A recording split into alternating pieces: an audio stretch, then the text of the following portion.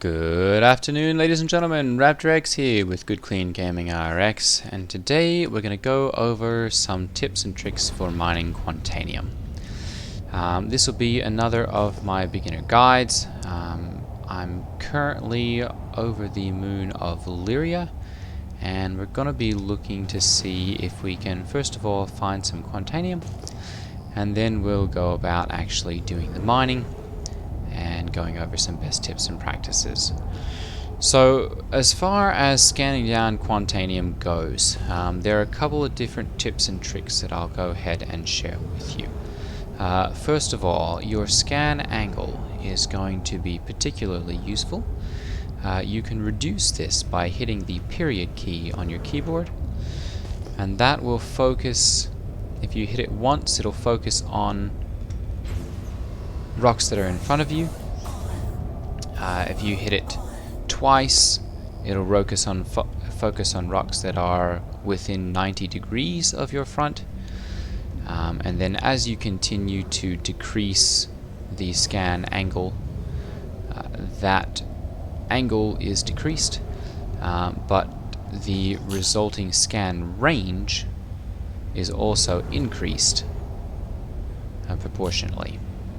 So, another good tip is to use the mining mode. So if you put your mining arm out with the M key, you can use that to scan, and it will oftentimes find rocks at a much greater range. That one's Dolivine, so we're not interested in that one.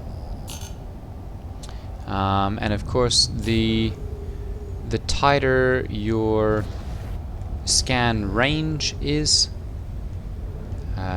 the farther you will be able to see with your mining arm. This one is also a niche department. We're going to go, or deposit. I'm going to go ahead and see if we can find. That one's another granite one. How about this one? That one is granite. That one's Dolivine. So Dolivine is another one of those minerals that can be mined with a grey cat rock. It's a little bit more valuable than aphrite, but less valuable than hadonite. We're going to go ahead and I'm going to... That's more Dolivine. I'm going to go ahead and pause here until we find a good Quantanium rock, and then we will resume as soon as that has been found. Okay, so we finally found a Quantanium rock. This one is actually quite large. It's 7,400 mass, so it's going to be a difficult one to crack. So we'll be able to use all the different tricks of the trade here to get this one done. I've got the Filter XL module, the Stampede module, and the Surge module. I go over how to fit those to your machine in my previous video. I'll link that one down below in the comments, and you can always hit that card up in the right hand side there to jump directly to that video. So we're going to go ahead and we'll turn on power and ratchet this all the way up to 100%, and I'm going to get as close as I can to this rock because this thing is massive, and so I want to be able to get as close as I can and get as much power into there as I can and try and hold a steady line on it. As you can see, it's not putting a whole lot into it right now, so I'm going to go ahead and I'm going to hit Alt and 1, which is my Surge module. And that's going to catapult that right up to the top there, or as close as I can get to the top. I'm going to go ahead and we're going to orbit around here a little bit and see, can I get this to go up any more? It does not appear that I'm going to be able to. So now we get into the little bit more advanced stuff. Because this is such a big rock, I'm going to go ahead and bring my power down. And I want to get this down about how much I had left to get into there, and maybe just a little bit more. to get, essentially measure how much of this I had left, probably about that much, and then I want a little extra more. So I'm going to leave it about right there, and I'm going to hit that surge module again. And that's going to catapult me right up into the top. I'm going to go ahead and use my stampede module. I'm going to put power to max, hope to slow this decay. And then as soon as we get right up close, I'm going to go ahead and brake and move out of there. There we go. So that's how you can get some of the bigger rocks. It takes a little bit of a good eye and a good judge of where your charge level is. But it can be done if you've got the modules on it. This one does not have hardly any Quantanium in it, so I'm going to ignore that one for right now. We're going to take a look at this one. This one's not going to have any in it either. You can tell based on the instability. As you can see, that's at 0, and the fact that you have quite a large green section here. So that's a quick way of figuring out whether you've got anything worth mining in there. This one doesn't either. This one's got a little bit, and as you can see, the instability here is at 1.29. So that's a quick way of judging whether you've got any Quantanium in there. A quick scan will tell us whether this one's worth taking or not. Sometimes swapping to extraction mode. This one's not going to have anything either. Instability is at 0. We'll take a look at this one. Instability is at 0 there as well, so that's not going to have any.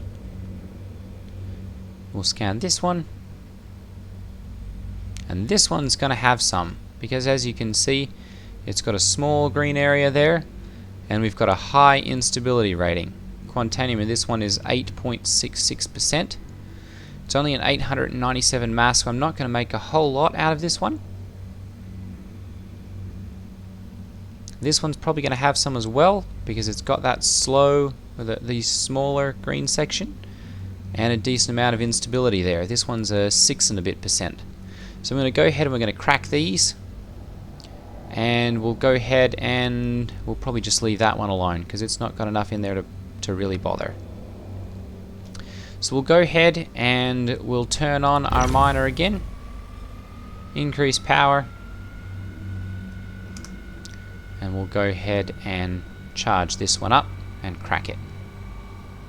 Now again, because you've got a smaller rock mass here, you don't need to increase power all the way.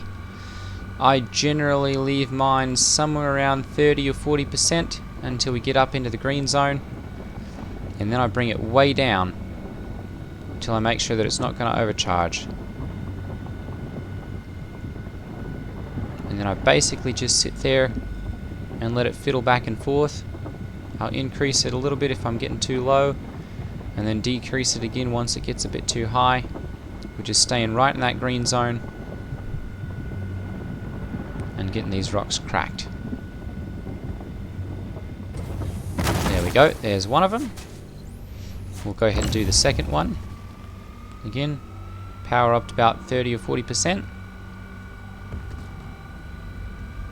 You can get a little closer if you need to. But once you've got the big rock cracked, you should have plenty of power to break the smaller pieces. As you can see, there's a bit of jumping around going on my throttle there. So I want to be a little bit careful, because that indicates that there's some instability in the rock. And I want to make sure that I'm not getting too close to the overcharge window, because when you get into there, bad things happen. You get explosions, and especially with Quantanium, it's already a volatile substance, and it can explode quite violently. That one's just about a perfect crack right there. The server's lagging behind just a little bit, but that one should crack momentarily. There we go. Now before we suck any of these up into our cargo hold, we're going to go ahead and scan all of them. This is the first big tip for Quantanium. You want to make sure that you've scanned every rock that you're going to think about harvesting before you start sucking up any of them into your hold. You want to target the ones that have got the highest Quantanium on them first, because if you start with the ones that have only got a little bit of Quantanium and you run out of time, then you can't maximize the amount of Quantanium that you're taking back. There you go. So that's 54% Quantanium. We definitely want to take that one. We'll go ahead and scan this one as well. Once you've scanned each of these rocks, they will stay. That one doesn't have any instability on it. We'll check this one as well. It's beginning scanning. Instability. That one's definitely got some. Only a little bit. We'll take a look at that one. That one doesn't have any.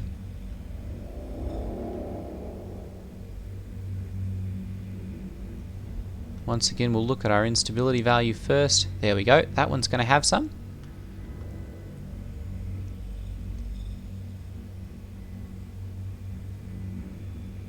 That one is not. We'll take a look at this little guy down here as well. That one's definitely got some as well. 13%. Alright, we're going to make sure that we got all of our little guys tucked in behind here.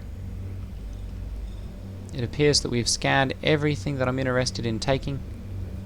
So I'm going to go ahead and we'll swap to extraction mode. Now before we do this, we want to go ahead and we want to set our quantum destination. So I'm going to go ahead and I'm going to get into my mobi-glass here, press the F2 key, and then I'm going to set my arc L1 wide forest station. Again, any of the refineries are the L1s and her L2. So I'm going to set that so that as soon as I get all of this sucked up into my hold, I can jump there as quickly as possible. I'm going to go ahead and we're going to start sucking up the Quantanium that we found. There we go. I'm going to start with this one because it's got the 54%. I'm going to go ahead and grab as much of that as we can. This will all fit into the hold. And as you can see, we've got 1.5 SCUs in our hold. Now as soon as we get above a certain amount, we're going to realize that we've got unstable cargo. It's generally when it hits somewhere around 2 SCUs, although I have seen it before at 1 SCU. I'll orbit around so that we can get this little guy. There we go. This one's 13%. We're really not going to get a whole lot out of that one either. So this one unfortunately has not been a particularly great demonstration of how to make a bunch of money with Quantanium. If you do find one that's got a decent amount, a lot of money can be made. Okay, so as you can see, we've got volatile cargo detected. Current stability 94%. We've got 13.5 or 13 minutes 45 seconds or so before that goes kaboom. So we're going to go ahead and head back to our refinery. We've gotten as much as we can here. I'm going to go ahead and switch out of mining mode into quantum mode. I'm going to get out of atmosphere. As soon as we're aligned and calibrated, we're going to go ahead and hold the B button to quantum travel.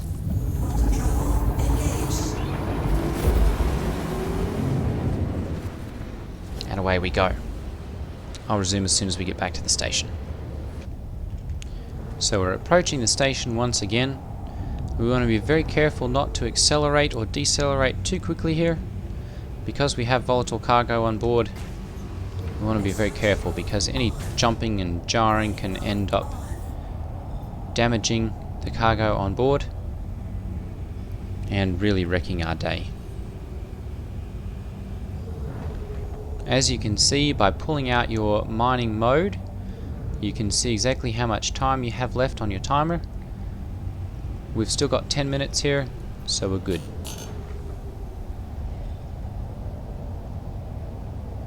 As we get close to the station, I'm going to go ahead and request landing. I've got mine bound to a keybind, which you can do in settings, or you can also hit the F1 button and go to contacts and then request landing by contacting the ARC-L1 or whichever your station is landing services. We're going to go ahead and make sure our landing gear is down. You can see that it is because it's lit up over here.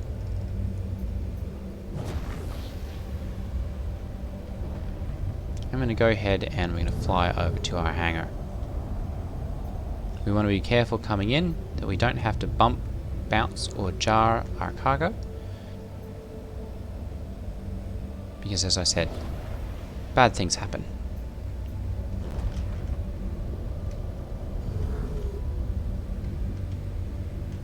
You can tell, of course, which direction your ship is actually traveling with the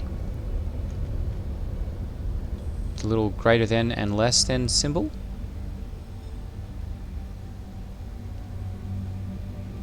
That tells you where the ship is actually going.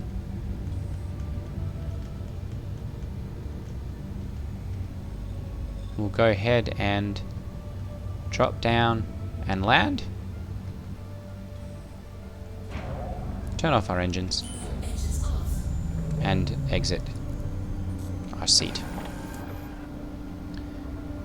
Now at this point, this is pretty much the same as if you were mining non-volatile cargo, with the exception that getting out of your seat does not stop that timer.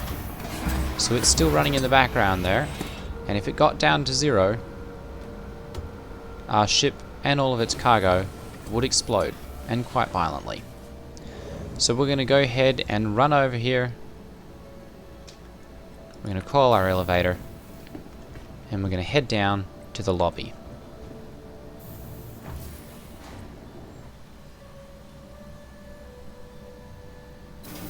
It's a short trip. We're going to go ahead and we'll get into our ASOP terminal, and we're going to store our ship. Now as soon as that is into the station and it shows stored here, that timer stops. So we're no longer in any danger of our Quantanium blowing up, and we can go ahead and use our interstation transport and go back down to the refinery. At this point, this is very similar to any other refining job. There are no advantages to picking one method or the other of refining, and except for the slight bonuses that you can get by picking one station or the other, for instance Crew L1 or MISC L1, there's no advantage to one station or the other. MISC L1 and Crew L1 both have a little bit of a mining or Quantanium refining advantage, somewhere around 5%. We'll go ahead and hit begin, select our material location, set up a work order. I'm just going to go ahead and select the Quantanium because that's all I'm interested in refining. We'll pick our Farron exchange, and I'm going to go ahead and get a quote. It's going to take 2 hours and 34 minutes and will cost me 1,766 Alpha UEC. I'm going to go ahead and hit confirm, and it's going to warn me I've got 2 of these that I'm not refining. I'm just going to refine the Quantanium. I'm fine with that, so I'm going to go ahead and hit confirm. And that will put our order in, and in 2.5 hours we'll be able to pick up our Quantanium and sell it. Alright, that's about all there is to Quantanium mining. Really the tips and tricks are make sure that you're keeping it in the green zone. Getting it into the red will overcharge it and cause a massive explosion. So you want to keep it out of the red as much as possible. Also make sure to break all of your rocks that you're going to vacuum up before getting any of them. And before you start sucking up any of your rocks into your hold, go ahead and set your quantum travel destination for ease of alignment and spooling as soon as you are done vacuuming up all of your rocks. There are 3 different warning levels, which we didn't really experience in this video. The first one is a slow yellow blink, which happens at 7 minutes of time until detonation. The second is a rapid yellow blink. I believe that happens around 2.5 minutes. And then the third is a very, very fast red blink, which happens at approximately 1.5 minutes to 2 minutes, and warns you that it is going to detonate very, very quickly. You can jettison your cargo, but as long as you're careful, you won't need to do that. Alright, ladies and gentlemen, that'll be it for today's video. If there's anything that I've missed, feel free to leave a comment down below. And if you found this tutorial to be instructive, please go ahead and hit that like button and consider subscribing. Thanks for watching, and I'll see you all next time. Ta-ta.